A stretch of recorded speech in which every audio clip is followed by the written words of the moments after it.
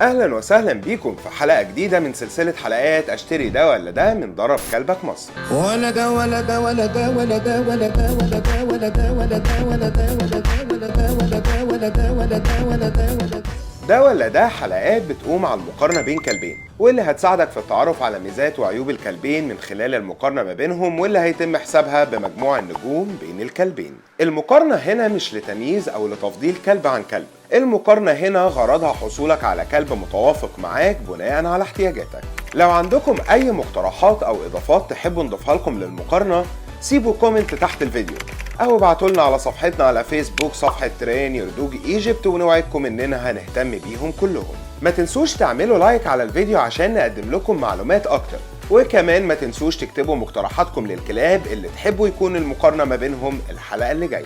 وكمان ما تنسوش قبل ما تكملوا الفيديو تعملوا سبسكرايب للقناة وتفعلوا الجرس عشان تكونوا من أوائل الناس اللي بتتفرج على فيديوهاتنا أول بأول.